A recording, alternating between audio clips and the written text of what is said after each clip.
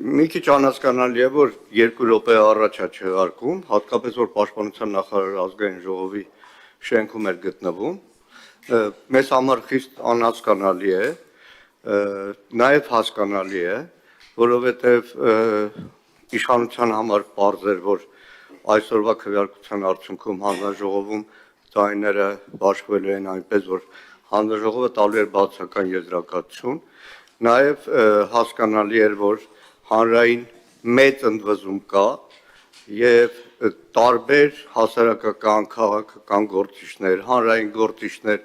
ընդհանուր մինչև մարդու իրավունքների պաշտպանը տվել են իրենց բացական եզրակացությունը,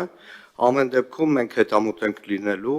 այս հարցը ընդմիշտ Հայաստանի Հանրապետության օրակարգից դուրս բերելու համար։ Հայաստանի Հանրապետության զինված ուժերը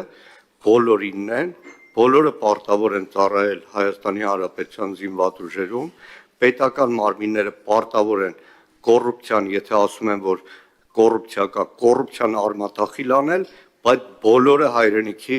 նկատմամբ ունեն նույն պարտականությունները, անկախ սոցիալական, ռասայական եւ այլ տարբեր կատեգորիաներ են։ Պարոն Խաչատրյան, մի բան ասեմ արձագանքեմ, նախ ասեմ, որ հանրային լայն շրջանակները ոչ միայն ընդունում են այս օրենքի նախագիծը, այլ կա մեծ սպասում եւ Սփյուռքում բնակվող մեր հայրենակիցների կողմից եւ Հայաստանի Հանրապետության տարածքում բնակվող մեր հայրենակիցները շատերը սպասում են օրենքի նախագծի ընդունմանը, ինչ իր հետ բերելու է ներգաղթ, հետախուզման մեջ գտնվող հայրենակիցների հետ վերադարձ, բերելու է արտագաղթի կանխում եւ այն բոլոր դրական ցուցիչները, որոնք ես պարբերաբար նշել եմ եւ պատրաստվում եմ նաեւ այս նիստի ընթացքում նշել, ցավում եմ, որ որոշում է կայացվել նիստը հետաձգելու մասով, քանի որ օրենքի նախագծի մեկ օր շուտ ընդունումը կանխելու է Հայաստանի Հանրապետությունից արտագաղթ եւ քաղաքացիությունից հրաժարվելու արատավոր երևույթը, որը մենք այսօր Հայաստանի Հանրապետությունում ունենք, եւ այն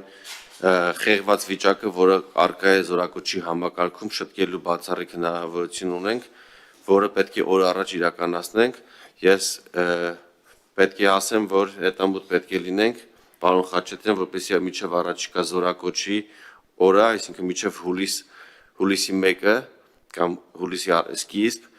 օրենքը ընդունվի 2 ընթերցումներով եւ մտնի օրինական ուժի մեջ, իր հետ բերելով բոլոր այն դրական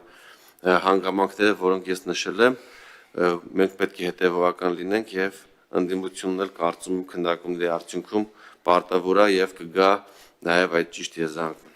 Շնորհակալություն հարգելի պատգամավորներ, խնդրում եմ բովանդակային այլևս քննարկման մեջ չենք մտնում, որտեղ հանձնաժողովի նիստը չեղարկվել է։ Ընդդիմությանը կոչած Սարոյցյան, ընդդիմությունը կարող եք դուք հանրային այդ մասը միշտ սրտացավ մասնակցում է, ինչ վերաբերում է ներգաղթին, նախորդ տարի դուք օրենսդրական նախաձեռնություն հանդես եկաք, որը ընդունվեց,